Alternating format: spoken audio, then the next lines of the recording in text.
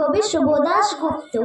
তোমার পাথরে দিয়েছি মালা, এত মালা এত ফুল, তুমি ঢাকা পড়ে গেছো। তুমি পাথর না হলে রাগ করতে। 56 বছর এক মধ্যরাতে এলগি রোডে 3 তলার ঘরে আলো জ্বলছিল। চাদর গায়ের ছায়ামূর্তি পায়চারি করছিল অবিরাম। বাইরে রাস্তায় ইংরেজ পুলিশের চর সতর্ক সজাগ চোখে দেখেছিল তার সব সতর্কতাকে বুদ্ধ বানিয়ে। তুমি তখন অন্ধকার চিরে ছুটে চলেছ আলোর পথে। দেশের মানুষ কাক পক্ষী কেউ টের পায়নি। তুমি চলে যাবার পর 56টা শীত বর্ষা গ্রীষ্ম উধাও। তুমিও সেই থেকে প্রত্যেক জানুয়ারিতে পৃথিবীর এ পাড়া ও পাড়া সব মাটিতে তোমার অনশ্বর পায়ের ছাপ, সব রাইফেলে তোমার বুকের বারুদ, সব কুচকাচ আজ তোমার সেনার ছন্দ। পরশ পাথরের মতো স্বাধীনতাকে খুঁজছি তোমার অন্তরে লুকিয়ে থাকা খেপ্পা।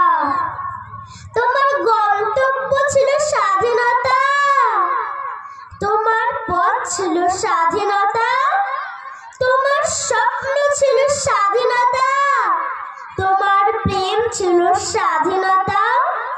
তুমি রক্ত চেয়েছিলে স্বাধীনতার জন্য, তাই তুমি পাথর।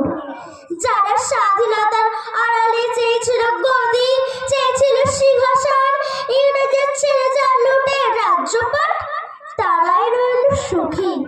ভারতবর্ষের টাকায় তাদের সুখ, তোমার নয়।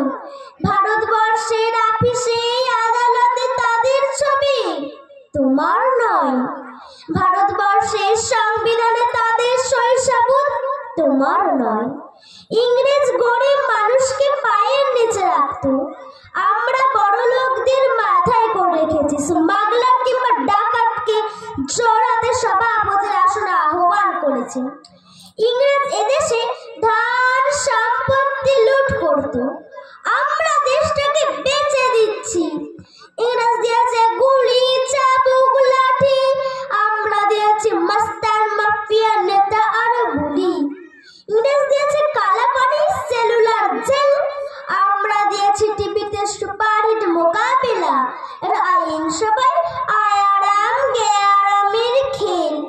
56 বছর এক মধ্যরাতে পরাধীন এই দেশ ছেড়ে তুমি চলে গিয়েছিলে স্বাধীন এক স্বদেশে ফিরে আসার স্বপ্ন নিয়ে। তুমি ফিরে আসোনি।